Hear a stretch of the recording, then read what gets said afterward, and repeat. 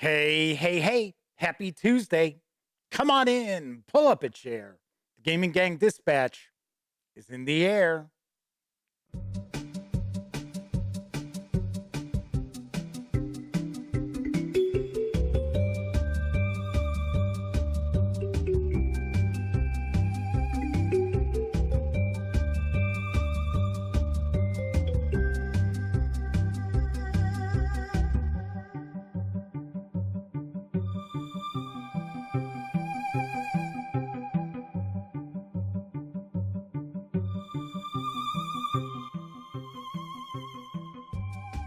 Howdy, howdy, howdy, gang. Welcome once again to the Duct Tape Studios. I'm Jeff McAleer, your host, here at the Gaming Gang Dispatch, brought to you by, amazingly enough, thegaminggang.com, of which I happen to be the founder and editor-in-chief. Welcome aboard. Tonight is Tuesday, June 7th, 2022. This is live stream 796. This is your first time joining me. Let me point out, super casual, just hanging out, talking about the latest in tabletop gaming news, and then taking a look at a tabletop game. Usually we do an unboxing or a first look and page through, but tonight I am actually going to share a review. That's right. Our fantasy role-playing game celebration rolls on all month long. And tonight, I am going to share my review of Pathfinder, Absalom, City of Lost Omens from Paizo Inc. And you will find out what I think of this tome in just a bit. Also, if you're not familiar with how the show works, we do start off first half talking about the tabletop gaming news. Then we jump into the game. So if you are tuning in live to see my review of Absalom City of Lost Omens, please keep in mind it's about 35 minutes away. So kick back, put your feet up, relax, enjoy the tabletop gaming news.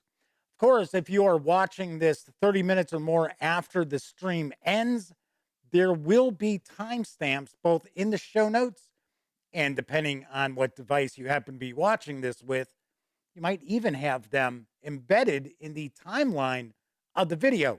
So if you want to skip past the tabletop gaming news, you certainly can if you would like. Although there's some pretty cool stuff cooking tonight. So you might want to watch, maybe not. I don't know. Maybe you're pressed for time. I don't know. Anyway, I should point out, if you like this video, and of course, if you are watching live, you should be doing this anyway, but please give the video a quick thumbs up. Subscribe to the Gaming Gang channel if you haven't already, and if you do subscribe, ding that bell. It'll not only let you know when the Dispatch streams live Monday, Tuesday, and Wednesday evenings at 7 p.m. Central right here on YouTube. It'll also let you know when I upload other videos, such as my recent review of Death in Space from Free League Publishing and Stockholm Cartel. So if you're curious if this is Mi'kmaq in space, or if this is a good alternative to, say, Mothership, definitely check out my review. Of course, when you're not watching videos on the Gaming Gang channel, be sure to visit thegaminggang.com for all the latest in tabletop gaming news, reviews, and a whole lot more that you won't find here on the YouTube channel. You know the drill. Get your geek on at thegaminggang.com. Lastly, this is a live stream, so that means there is chat available. It's not on screen. One of the ways I keep some of the more unusual commenters at bay. But if you want to say howdy, if you got a question, a comment, by all means, chime in. I will do my best to respond. Should also point out that you do need to be a subscriber to the channel for at least 48 hours before you can take part in chat as well.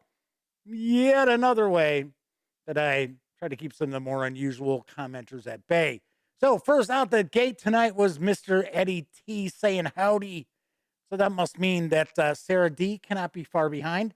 Simeon is popping in for the first time live. So welcome aboard. And Coco B is with us as well. I do know that one of our chat moderators, the Madman, will not be here tonight. In fact, I guess we won't see the Madman until next week because I had something cooking tonight, and then tomorrow is his Wednesday gaming night where he delves into Savage Worlds. He runs Savage Worlds for his gaming gang of his own. All right, there you go. There's Sarah D saying howdy. All right, so we got chat off and running tonight. We had a fun show last night, I must say. We actually had a good crowd hanging out in chat, so it was fun. All right, so how about we jump on into the news? Because arriving this summer from Gray Fox Games is Arcana Rising. Here's the skinny. Arcana Rising invites up to 6 spellcasters that participate in a competition to acquire arcane artifacts and cast mighty spells in an effort to gain knowledge and power. I thought knowledge is power. At least, isn't that according to NBC? The more you know. As they gather their mystical relics, they note the passing of the moons, which amplify the power of certain schools of magic, allowing wizards to cast spells at the peak of their power. Arcana Rising is a drafting and engine building game in which players compete over 3 rounds to craft a magical engine that will power their collected artifacts and generate points for them at the end of the game. On a turn, players select a single card from the pile they are passed. Once a card has been selected, players pass the remaining cards clockwise, then choose whether to add the newly acquired card to their tableau or to discard the card in order to run their engine and cast their spells. Randomized moon tokens tell players which of their spells may be cast.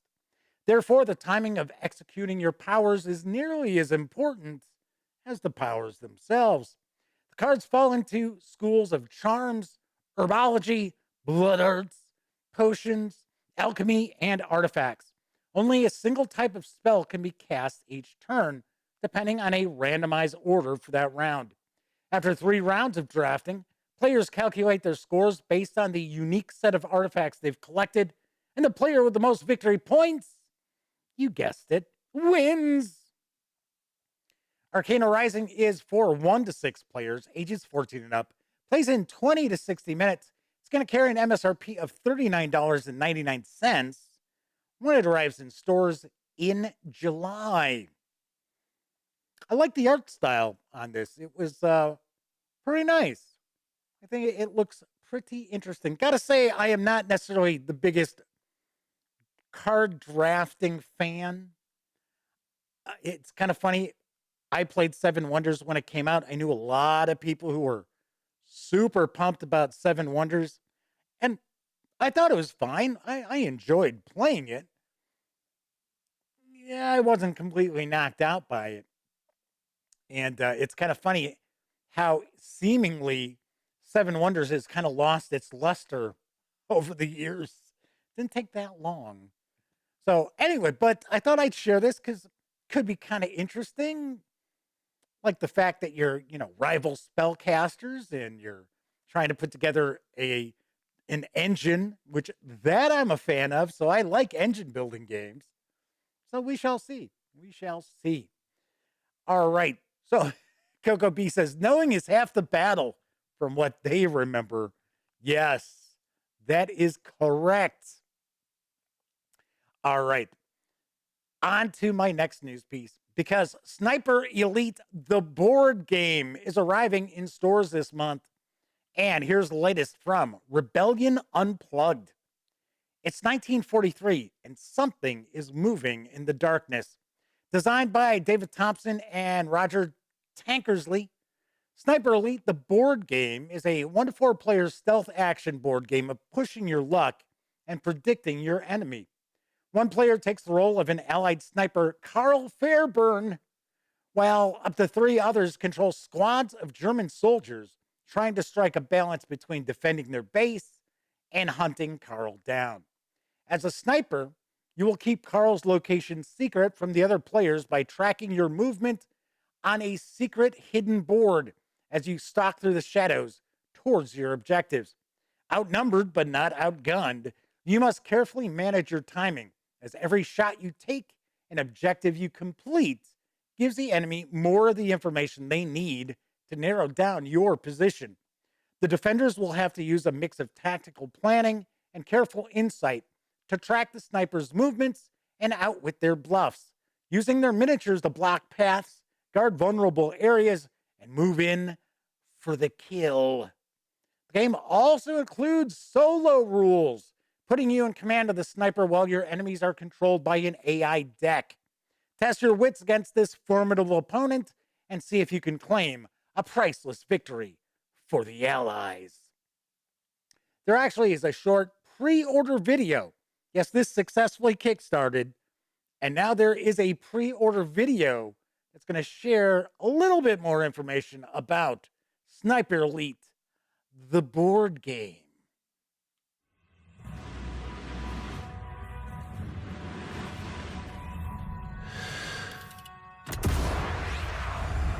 Based on the award-winning video game series, Sniper Elite is a stealth action board game that balances risk and predicting your enemy. Up to 3 players will combine their skills, defend their base, and hunt the sniper down. One player stands alone as allied sniper Karl Fairburn, dropped behind enemy lines to strike a decisive blow against the German war effort. Stalking through the shadows, you outfox your opponents and attempt to complete secret objectives, tracking your movement on a concealed board. Stealth is your greatest advantage, but if you want to claim victory, you'll need to use every weapon in your arsenal. Loadout cards give you the flexibility to throw the enemy off your scent. Lay traps for anyone following you. Or take out soldiers at close range. Of course, there are times when stealth is no longer an option. An elite sniper knows when to reach for their rifle and turn the hunters into the hunted. The defenders move in squads, each commanded by a highly trained officer. Each squad gets 2 actions per turn: moving, hunting, or attacking.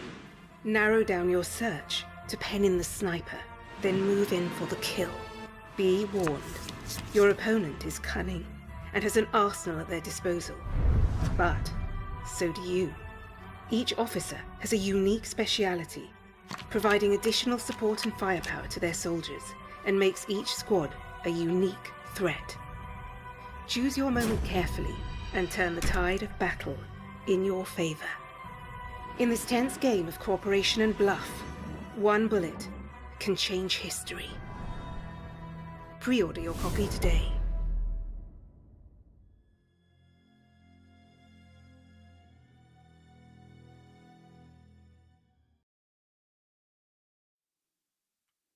Watching that video, first thing that pops in my head when I see that rock distraction is, "Und I got candy, und I got gum, und I got a rock." Sniper Elite, the board game, is for 1 to 4 players, ages 14 and up. Plays in around 45 minutes. It's going to carry an MSRP of $59.99 when it arrives in stores this month. There are also some additional expansions, and I believe one of them is called the Eagle's Nest, which has 2 new missions, because this includes 2 missions. One is in a submarine pen, and the other is I want to say it's a V2 launch facility. So there are a couple of those. And then the Eagle's Nest has, I believe it's 2 more missions. I don't think it's just 1. But you can keep your eyes peeled. Those minis look pretty cool. And I like the fact that they look like they've got a wash on them as well. So some of the details will pop without you having to paint them. Although, myself personally, when you got miniatures in a game, you want to paint them. That's why they're there. Flaming Heron's with us in chat. Yes, our other chat moderator. In fact, he is the only chat moderator we've got this evening. Welcome aboard, Flaming Huron. Good to see you. Let's talk about some role-playing game news, because hitting stores this December is the Zobek Clockwork City Collector's Edition. Say that 5 times fast. From Kobold Press. Here's the scoop. Adventure in the Crossroads City. From the lofty towers of the Collegium to the dark and dirty docks to the dangerous underbelly of the city itself, this is Zobek, the thriving, bustling, free city at the crossroads of Midgard, noted for its clockwork ingenuity and its cutthroat politics. All sorts flock toward the city's opportunities, merchants and travelers, rulers and refugees. Some stay and some only pass through, but everyone has an angle. Bring the city of Zobek to life in your 5th edition campaign with this 288-page hardcover volume featuring the collecting of the best of old Zobek and featuring new maps, new lore, and new adventures. Explore its streets and chase golden dreams through City Hall, Collegium summoning circles, fetid sewers, and beyond. Let us give you the tour. Details on Zobek's districts and important locales, including the bustling Dock District, the famed Arcane Collegium, the notorious Kobold Ghetto, and the seedy Cartways. Guilds and gangs, scholars and smugglers, and a slew of detailed NPCs to challenge or aid your players. There's a new Clockwork Wizard School and new magic items, including the Bag of Traps, Chronomancer's Pocket Clock, and Red Lady's Scalpel. New player character backgrounds, mounts, and feats, specifically for humans and Gearforged. Plus, 14 adventures in, around, and under the Great Trade City, from 1st to 11th level. A complete mini-campaign. This expanded collector's edition collects and updates the Zobek Gazetteer, Streets of Zobek, and adds select content from Warlock and Warlock Layers, as well as 30 brand new maps, 2 all-new adventures, and much more. The city beckons. Take to the streets and prosper. The 288-page hardcover, I got to admit, I have also heard that it's 256 pages. Let's go with a higher page count. It's going to carry an MSRP of $49.99 in hardcover.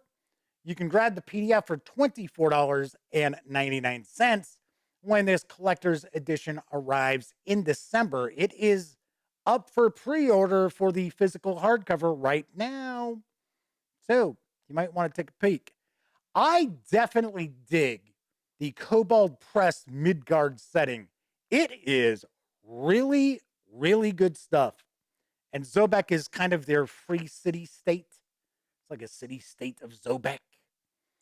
And I want to say, if I remember correctly, Empire of the Ghouls begins in Zobek. That campaign began in Zobek. And first few adventures in that campaign are involved in that city as well. So like I said, really, really enjoy the Midgard setting and source books that are out there from Kobold Press. So this is going to collect a lot of stuff that's already been published with some new content as well. So something to keep an eye on. There's a new bundle of holding, and it features Mutant Year Zero from Free League Publishing. And here's the deets on the deal. Mutant!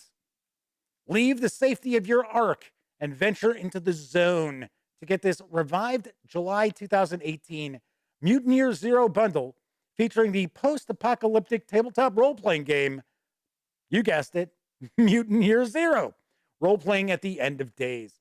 Developed in 2014 by the Free League design team, MYZ is the latest version of the long-running Swedish Mutant role-playing game, first published in 1984. In Year Zero, you play one of the people, heavily mutated humans sheltering in the Ark, an isolated settlement in the Dawn world. You'll search the zone for food, artifacts, other mutants, and knowledge, especially about the people's own origin. For just $9.95, you'll get all 4 titles in this revived offers starter collection with a retail value of $40.50 as DRM-free PDFs, including the complete full-color 269-page Mutant Year Zero core rulebook, 2 zone sector location mini supplements, the Doomsphere and Denizens of the Sinkhole, and the full-color Game Master screen. If you pay more than this revival's current threshold price of, I think it's $20.02, may have changed, you'll level up and also get this offer's entire bonus collection with 4 more titles worth an additional $53.50. Play mutated animals using the Gen Lab Alpha standalone companion rulebook and expand your personal zone with 3 compendium source books: Lair of the Saurons, Dead Blue Sea, and Die Meat Eaters Die. These savings will run through June 27th. 10% of your payment after gateway fees will be donated to this offer's pandemic-related charity, Direct Relief. So if you have been looking to get your hands on Mutant Year Zero, which is where the Year Zero engine originates from Free League Publishing, now is your chance to jump on board and pick it up for a song. There's also a second Mutant Year Zero bundle of holding. We will talk about that tomorrow. I'll be the first to admit I have never dived into Mutant Year Zero. For some strange reason, I'll have to dig through. I could have swore I might actually have the core rulebook. Maybe. Somewhere.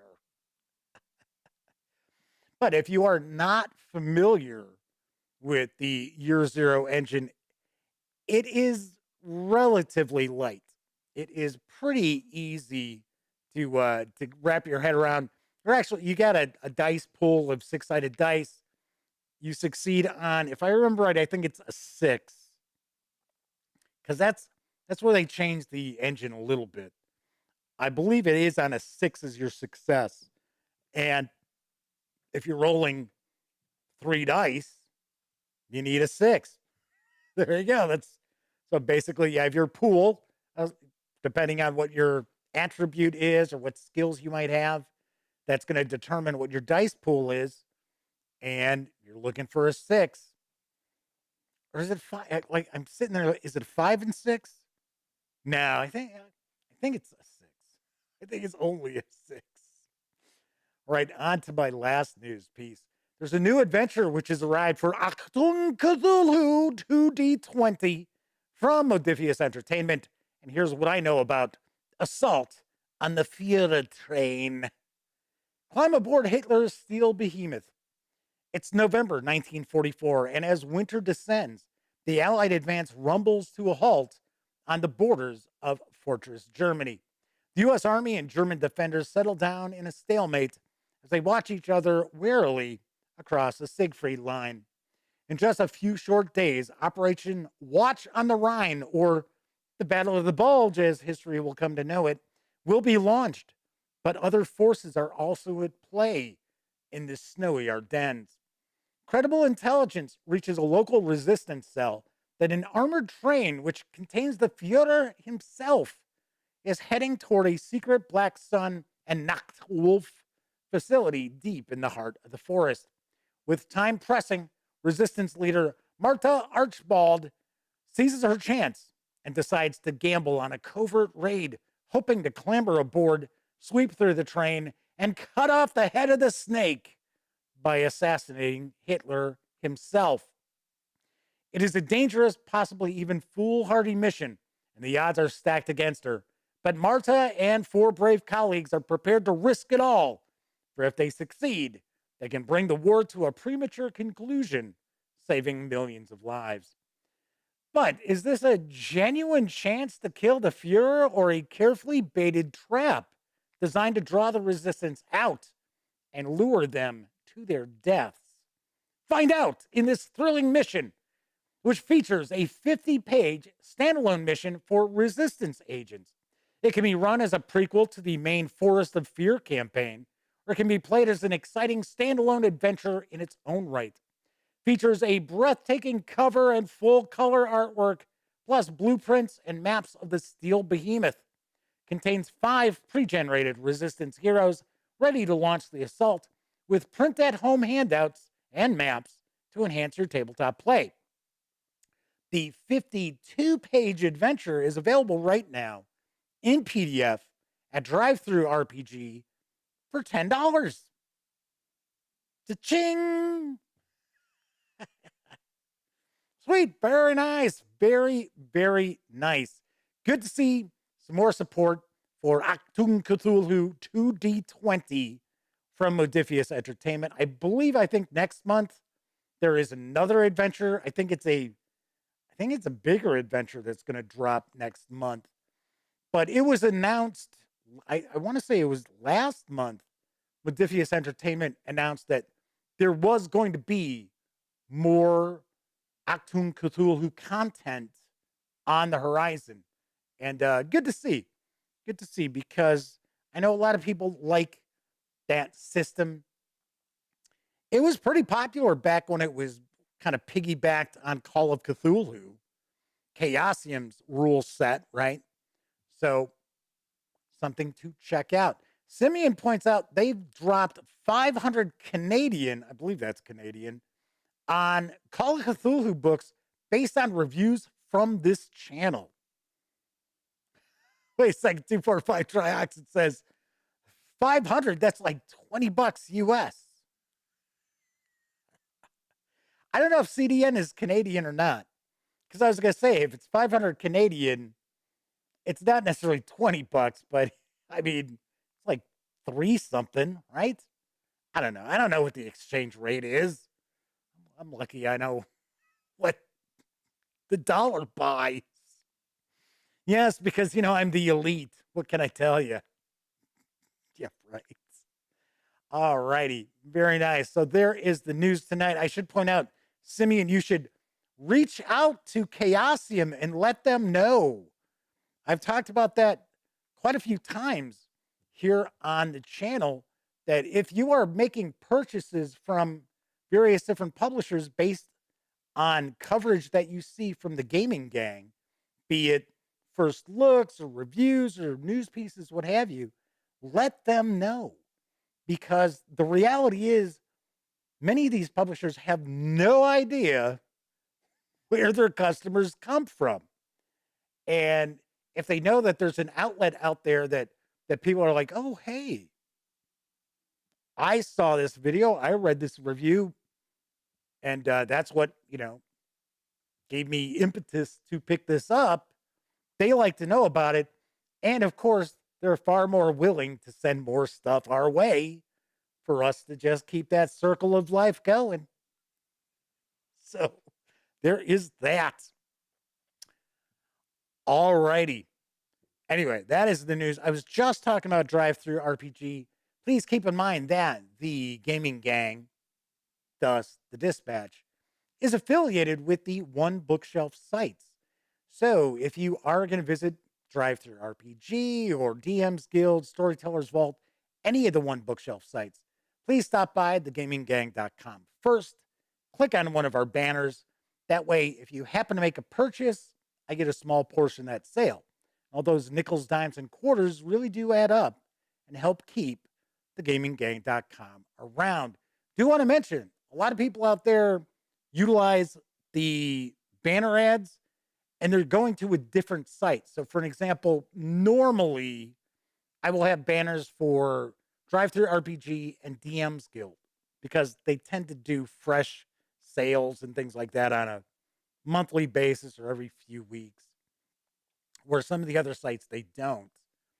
But say, for an example, you're going to Storyteller's Vault, you can still click on a Drive-Thru RPG banner ad.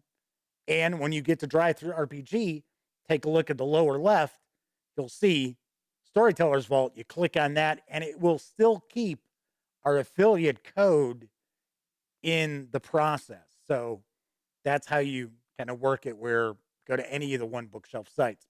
Should also mention, if you like this video, if you dig the channel, if you find thegaminggang.com to be a valuable resource, if you like what we do, by all means, you can always buy me a cup of coffee or some soda by swinging on over to paypal.me/thegaminggang and making a small donation.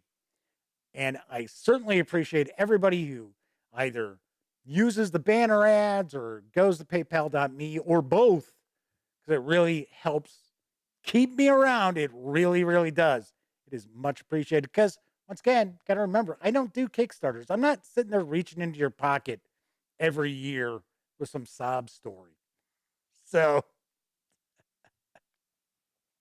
Flaming Heron says that, yeah, they assumed that clicking on the banner ad and then going to another One Bookshelf site still kept the affiliate link working. Yeah, it does. Otherwise, it would just be useless, really, because it's like, a lot of times they don't have like fresh banner ads, even for the DMs Guild, which you would think they would always have fresh stuff. Sometimes they just have the same old like Strixhaven banner. And it's like, really? Seriously? Come on, you got something better than that. Coco B points out 500 Canadian is about 400 Yankee bucks. Yes, not that Confederate money. Yankee dollars. Don't forget that Confederate money's worthless.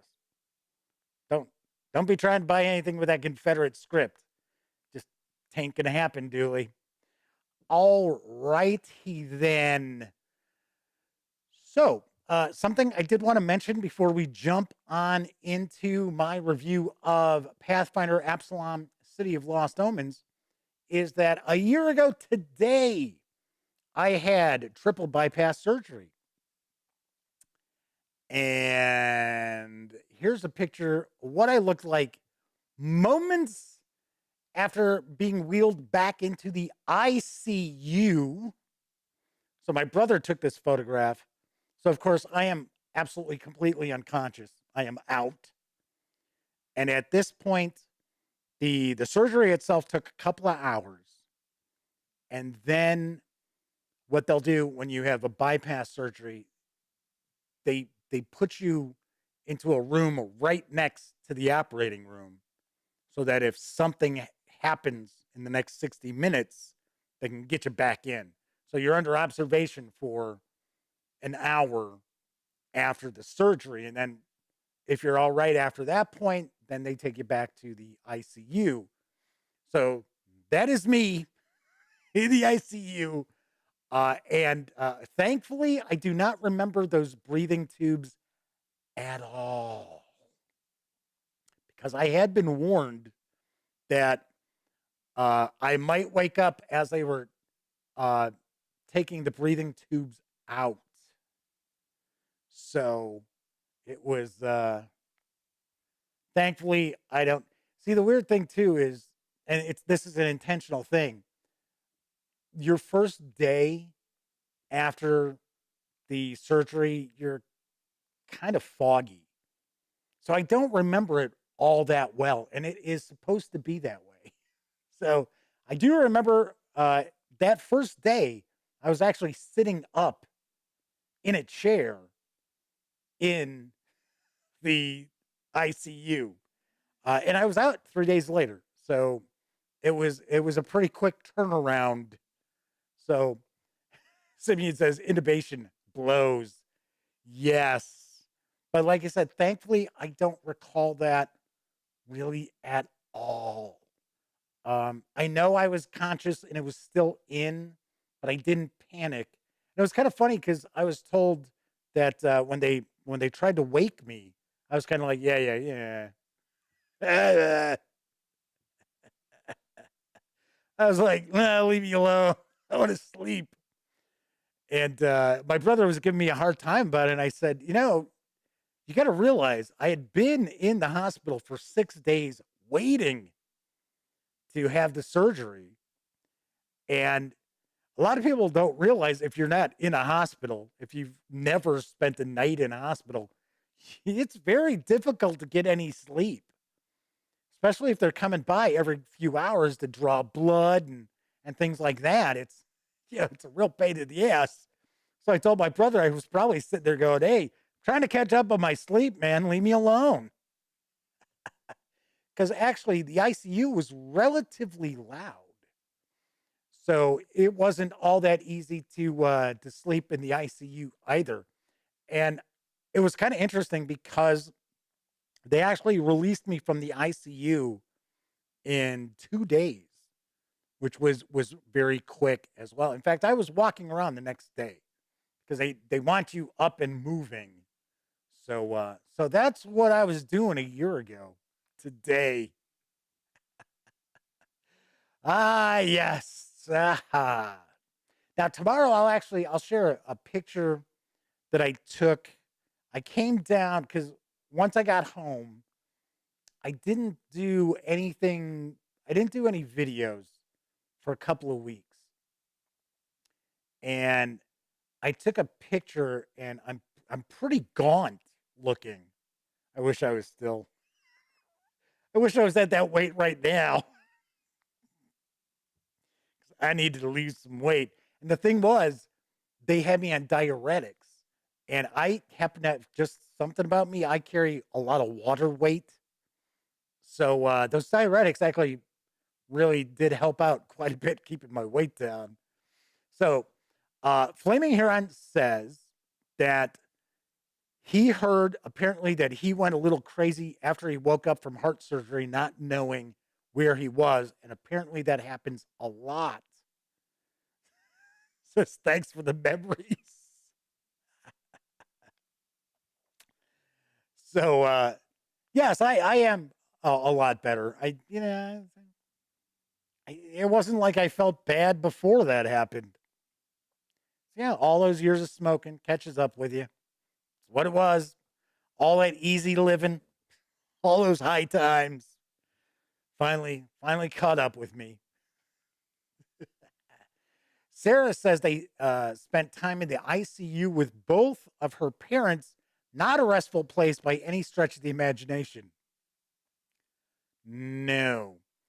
And going back to Flaming Heron talking about going a little crazy, they actually, you might notice here, I can actually show you the picture again. You can see that I actually have like something on my arm, and it's actually kind of like a splint that I had on both arms, and then you're kind of like strapped down so that you don't flail around and things like that. So I didn't go wacky or anything, as far as I understand, as far as I was told.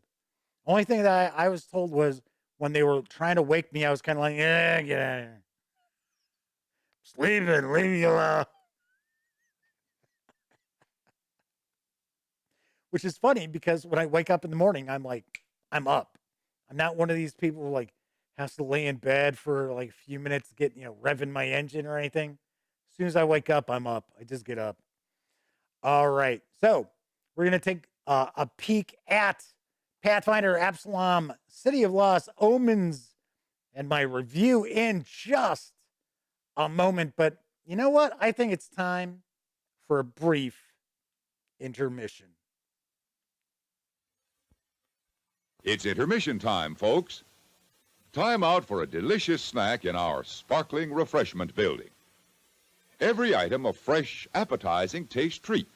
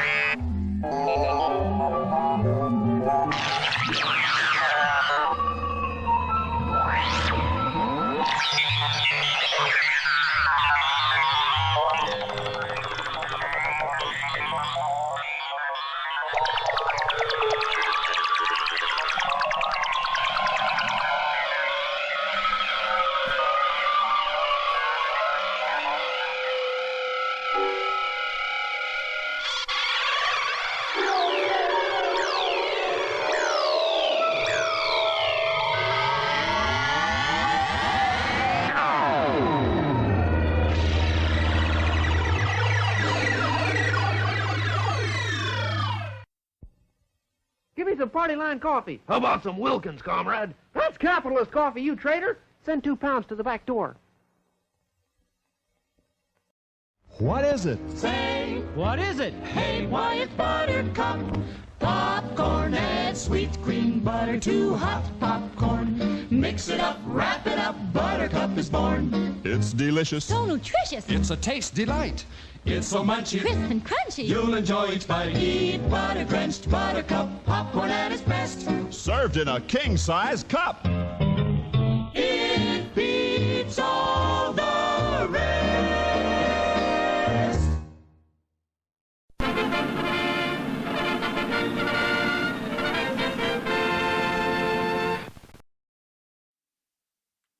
Yes.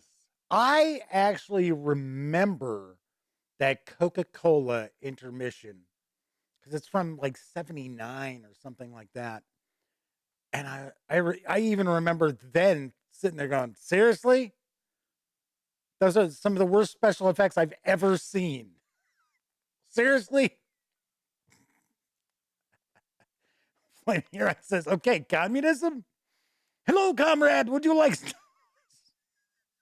some Wilkins coffee? I like that one too.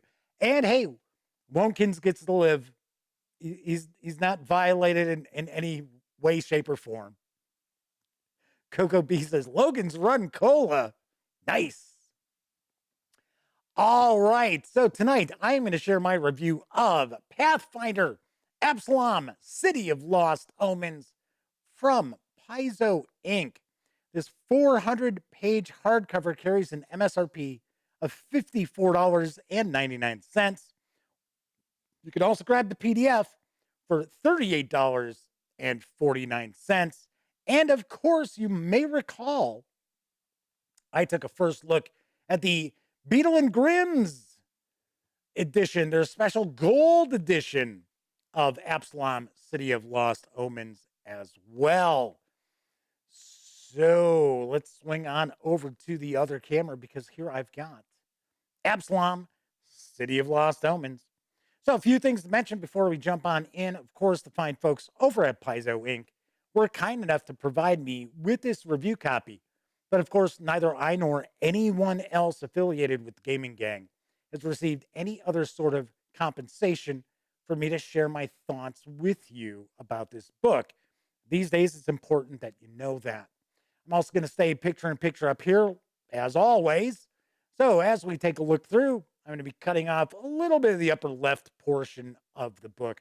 We're not going to look at each and every page, but I do want to give you a good feel for what's in this supplement, and I'll kind of discuss the things I really like about it. There are a few things that I'm not super keen about, and I'll talk about that as well. But let's take a peek at the back here. The city is yours. For nearly 5,000 years, the great city of Absalom has stood at the center of the inner sea region's culture, commerce, and prophecy. Now, after the death of its founder god Eridan, the disappearance of its Lord Mayor, and new attacks from some of its greatest foes, Absalom stands at the crossroads of a new and uncertain destiny. This lore-packed guide presents a fascinating locale suitable for years of Pathfinder adventures. A huge poster map of the city, more than 250 locations, and 400 NPCs set the scene in unprecedented detail, beckoning your characters to walk upon the streets paved with centuries of history, following the footsteps of generations of questing heroes to chart a new path for the city at the center of the world. I normally do not do live reviews. Should point that out, but I thought, hey, you know what? We are in the midst of the fantasy role-playing game celebration, which runs all through June. So I thought, you know what? Why not? Let's do some live reviews. So I will apologize right up front because I may miss some things in chat. So because I do want to try to focus on the actual review here, and it's very easy for me to get off track. You already know that. So let's jump on in. We do have a lot of writers as well as artists as well. So I'm just going to lift this up. I'm going to show you. We've got loads and loads of authors. We've got even more artists and illustrators. So if I were to read all those, we'd be sitting here for like 5 minutes as I butchered like half of their names, which we don't necessarily need me to do. So we've got the cities of Sanctuary, Lankmar, the city-state of the invincible overlord, the free city of Zobek. All of these are fantasy cities with hundreds of pages devoted to bringing them to life in role-playing games. And now, Paizo is looking to do the same for the city of Absalom. So we get a thorough treatment of the city of Absalom. And the city is like almost 5,000 years old. There's a lot going on. Of course, there is a shift in dynamics with Lost Omens as opposed to the first edition of Pathfinder. So get a little bit different here. I believe that there was a source book for first edition Pathfinder that was like 60 or 70 pages in length. And now, of course, you're looking at 400 pages devoted to the city and its environs. So lots here. One of the things that I find very, very interesting about this book is that you will not find a lot of stat blocks. This supplement can easily be utilized for nearly any fantasy role-playing game. Any role-playing game that's kind of a high fantasy or kind of a more epic fantasy setting, you can easily plug this in. So 5th edition Dungeons and Dragons, no problem if you want to include Absalom in the mix. And I think that's kind of the way that Paizo wants to go with their Lost Omens lineup of books. So this is considered part of the Lost Omens series. So this is actually the 8th release in the Lost Omens series. And of course, obviously, it is the longest release as well. So we get some background about the city. We get discussion of the laws, custom and cultures of the city as well. So I have the feeling, I can't tell you for certain, but I kind of have the feeling that this was in the middle of design when Paizo kind of came to the realization that they, I don't want to use the term woke because that's kind of derogatory. A lot of people look at that like derogatory. I don't mean it that way. But when Paizo kind of made a kind of a change in their approach, like slavery, for an example, it was like, you know what, we're not going to have slavery anymore in the Pathfinder setting. Things like that. I think this was kind of caught in the middle of that transition of thought process. I think it came out pretty well, but you kind of, if you read through the entire book, which is actually a feat in itself, I'll talk about that in a bit, you'll find that it feels like some portions of the book don't necessarily conflict with each other, but they just don't seem to be on the same wavelength, which also could be because there are so many authors involved in putting this together as well. So I could understand that also. So we're going to get a bunch of information about the city itself, but the first 75, 80 pages are kind of devoted to the various different noble houses and important locations. And then we're going to start getting into a breakdown of the various different major sections of the city. So there are 11 major areas of the city, and they are actually ruled by a Nomarch. And it's kind of funny. Yes, it is spelled just like monarch, but you switch the M and the N around.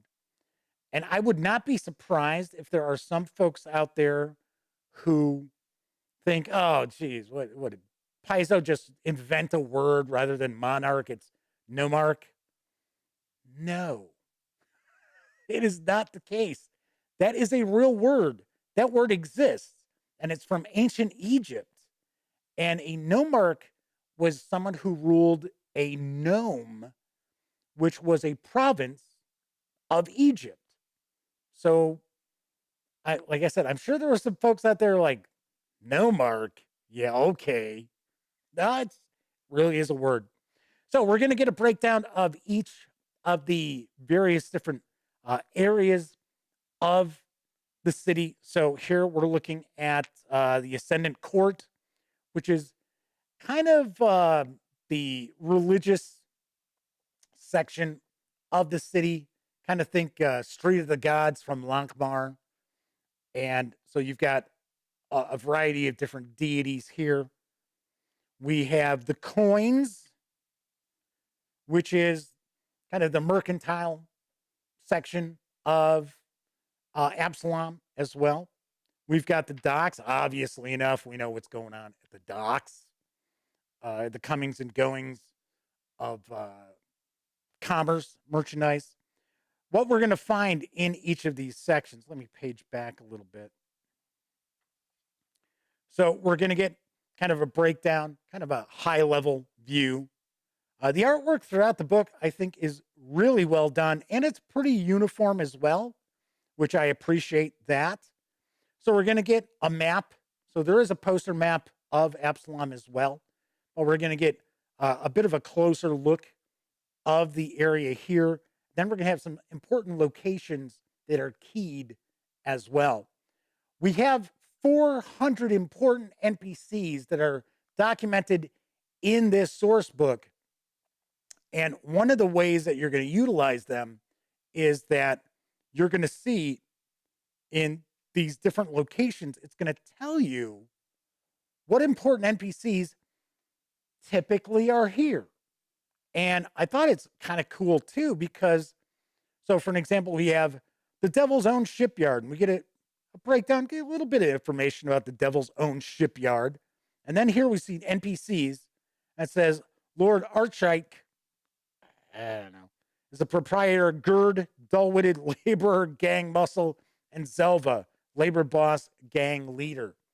So we see that those three major NPCs spend time at the Devil's Own Shipyard. We also get a bit of a breakdown on the NPCs and where they spend their time in the opening portion of the section here. So like Eastgate. Eastgate is kind of not necessarily the richest people around, but it's not the slums. It's kind of, I guess we would say it's kind of like the middle class area. But here you'll see it says key NPCs, and that kind of lists down the key NPCs that you would find in this area as well. We have a foreign quarter, which is exactly as it sounds. So where you'll find many of the non-native races and peoples spending time in the foreign quarter. We have the Ivy District, which is the Richie Riches of Absalom. So that's where noble families tend to live. Actually, I take that back. That's the Pedal District. The Pedal District is where, in fact, that's this district here. This is where the movers and shakers and the nobles tend to live. We have the Puddles, which is the slums of Absalom. All throughout, we also have a variety of different, they're being called adventure hooks, but to me, they're not really adventure hooks. It's just a few sentences kind of sharing an encounter, a situation that could be interesting. one aspect of many of those that I wasn't so keen on were some of them are kind of silly and seem to be kind of geared more towards laughs than anything else. I'm not a big fan of like a source book, like a city source book like this, um, focusing on like pushing comedy in that. I'm not like, that's not what I want to see. So, I mean, it's not a big deal. They're not all goofy, but as an example, one of them is an owl bear with a pink collar on the loose, being chased by a flamboyantly dressed gnome who is like shaking around some meat and yelling, "Coco, come here, Coco, Coco, come here, Coco." Is that bringing something to your adventure? Because it's certainly not bringing anything to mine. So just saying. They're not all like that, but there are enough in there where it's sort of like, okay. And like I said, they're really not adventure hooks. They're just little situations. There are a few that I would consider to be an adventure hook, but none of these are fleshed out. Basically, this is it. This is where you're going to see the sidebar here. That is your what's considered the adventure hook. We also have other sidebars that, like over here, which are just kind of nuggets of information, which many of them are very interesting. So, but another aspect of this book you'll find is that there is no adventures. There are no adventures whatsoever in here. There's nothing keyed as like a mini campaign or anything along those lines. This is all setting material, or as some people would refer to it, fluff. It is all background material. There are some new items. There is a new race as well, new culture, I guess I should say, that's included in this as well. It's part of the adventure toolbox. But there's also an undercity here. So Coco B says, owlbear named Coco. Yes. In fact, I think the owlbear is actually named after Coco B. I'm not positive, but I think that may be the case. So anyway, so we also have the undercity of Absalom as well. Then we get into the NPC glossary, and we'll get a breakdown of, no joke, 400 NPCs. About a quarter of this book is the NPC glossary, and many of these NPCs are very interesting, and I could see utilizing these NPCs to their fullest extent. Thing is, none of them have stat blocks. I have to kind of laugh that it's almost as if this source book is aimed more towards people who are running other fantasy role-playing games as opposed to Pathfinder. Because, like I said, you're not going to find hardly any stat blocks in here, which for a lot of people, it's not a big deal. Myself, personally, I don't think it would be that big a deal that there aren't stat blocks for each of the NPCs. Of course, with 400 NPCs, we are not going to get artwork for each and every one of them, obviously enough. But we do get about 100 images of the NPCs thereabouts. And not just here, but also in other sections of the book as well. They're actually pointed out. There you go. Here's an example right there. So that's one of the important NPCs. Then we're going to finish up with the Adventure Toolbox, which is going to include the new culture, which is an amphibian culture. Let's get to them. Where are you guys? There we go. The Ketty. I'm horrible at pronouncing fantasy names. So, that was before this, though. Maybe I'm wrong. Maybe it's after this. There we go. It is. Okay. So there you go. So you're going to have a new playable race. And then we also have some other items as well. But essentially, this is it for any kind of stats for stuff. Just in here. That's it. So, Simeon says, I kind of like the idea of system neutral source books. I don't mind them either, to be very honest. I talk about the Midgard source book from Kobold Press. Really love it. And that doesn't have a ton of stat blocks and things. I think there was a bit of a bestiary, if memory serves, from that. But if I remember right, okay, so we get our NPCs by type. Something I was going to mention that might confuse people a little bit. We don't actually have like page locations of where they're at. So that's something to keep in mind as well. But there is tons and tons of content in Absalom, City of Lost Omens for Pathfinder. So let's swing on over to the other camera because I'm going to share some final thoughts and actually give this a review score. So one of the things that I did notice reading through Absalom, City of Lost Omens is that sort of reminds me now, this is going to be something where people are going to be like, what? What the hell is Jeff talking about? So there's an old time radio show, right, called Fibber, McGee, and Molly. And Fibber McGee's closet was famous because Fibber would go to get something out of the closet. He would open up the door, and it's supposed to be this closet is just so packed full of stuff, it all comes crashing down on top of him. That's kind of how this book is.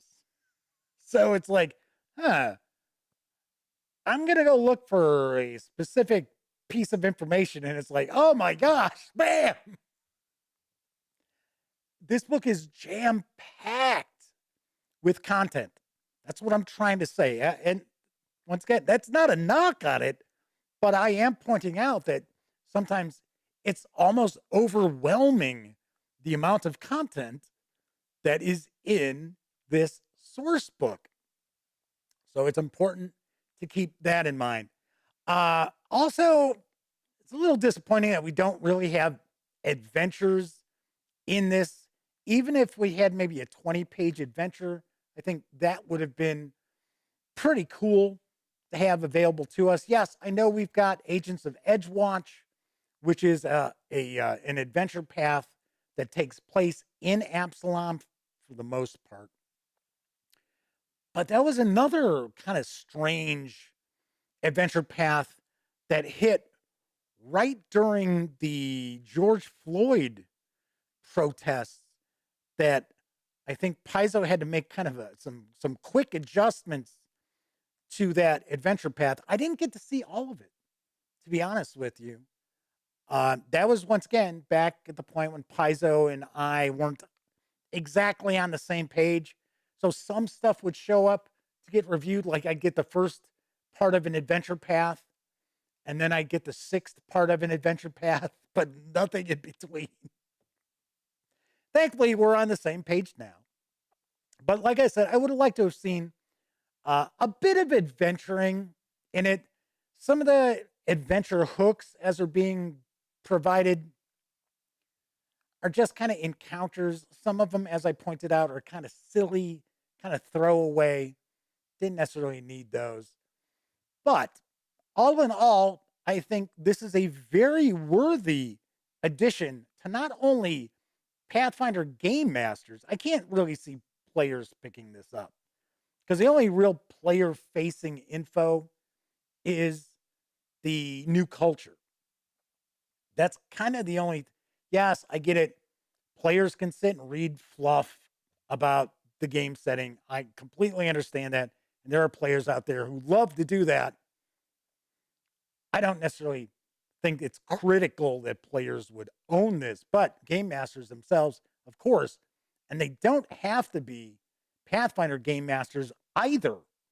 I could very easily see many different high fantasy role-playing games utilizing the Absalom City of Lost Omens source book. So on a scale of 0 to 10, I do definitely recommend Pathfinder Absalom City of Lost Omens. I give it 8.5 out of 10. I think it is definitely worth picking up. Dank Magician has joined us in chat.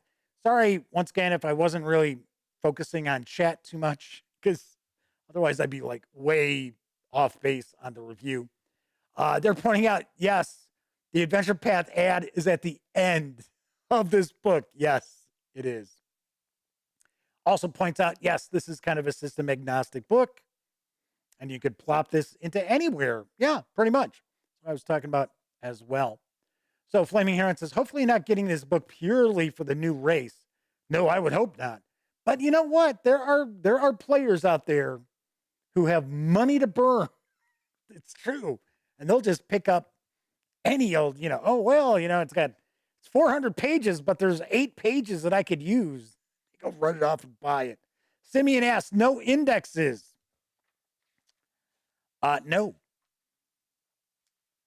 There is not, but there is a table of contents in the front. So Flaming Heron says that they like to read source books like this, but generally it's if they intend to run them himself. Sweet. All right. So once again, pretty cool. Tons and tons in this. So that was one of the things that I was really surprised by, is that I personally found the book to be difficult to sit there and read for long chunks of time. It was better reading through it in 20 to 30 minute hits as opposed to trying to sit there for a few hours reading through, because it's just so much stuff. Something else I should point out, you might remember I did that first look at the Beadle and Grimm's Gold Edition, and I love the fact that they've got all of the various different sections broken up into their own individual books. They're in their own individual booklets. And I think that is excellent, making it very, very easy to use at the table. Of course, it is a premium product, so keep that in mind as well. All righty, what's going on for tomorrow's show? Well, I'm going to do another live review. And this time, of course, the fantasy role-playing game celebration continues, as I'll be reviewing Original Adventures Reincarnated Volume 3 from Goodman Games, and it is Expedition to the Barrier Peaks. Dun, dun, dun. Yes. I'll actually get to share my thoughts of the original adventure with you as well, because I had that module. I owned that module, and I remember it quite well. Never ran it. I never ran it. Once again, used to pick up tons of role-playing game stuff. Never ran it. Read it. Stole things from other systems. But yes, I never played it either. I don't think, I am almost positive that I did not have an opportunity to play it either. All right, that is it for this time out. If you like this video, by all means, please give it a quick thumbs up. Subscribe to the Gaming Gang channel if you haven't already. And if you do subscribe, ding that bell. It'll not only let you know when the Dispatch streams live Monday, Tuesday, and Wednesday evenings at 7 p.m. Central, right here on YouTube. It also lets you know when I upload other videos, such as my upcoming first look at the Guild of Merchant Explorers from AEG. So stay tuned. My unboxing video will be up this weekend. Those of you who are watching live, thank you very kindly. Of course, don't forget, when you're not watching videos on the Gaming Gang channel, be sure to visit thegaminggang.com for all the latest in gaming news, reviews, and a whole lot more that you won't find on this channel. You know the drill. Get your geek on at thegaminggang.com. If you took part in chat, hey, hats off to you. Thank you very kindly for hanging out, making sure I don't feel like a complete doofus just speaking into a camera like I do with the standalone videos. They could be kind of odd a little bit. Anyway, I will be back tomorrow. Of course, I know a lot of you out there don't have an opportunity to watch live. Thank you very much. However you watch, live or on Memorex, it's all good for me. Anyway, as I said, I'll be back tomorrow. I will be reviewing Expedition to the Barrier Peaks, the OAR number 3. And here's hoping that each and every one of you out there get to enjoy plenty of great gaming with your gang. And now, folks, it's time to say goodnight. We sincerely appreciate your patronage and hope we've succeeded in bringing you an enjoyable evening of entertainment. Please drive home carefully and come back again soon. Good night.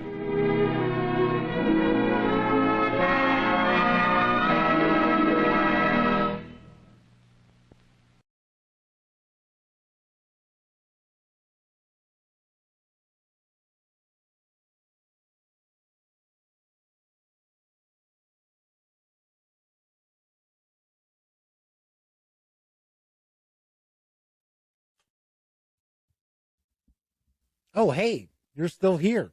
Well, if that's the case, by all means, subscribe to the Gaming Gang channel by clicking right here. Check out the latest episode of the Gaming Gang Dispatch, or find out what YouTube recommends you check out from the channel.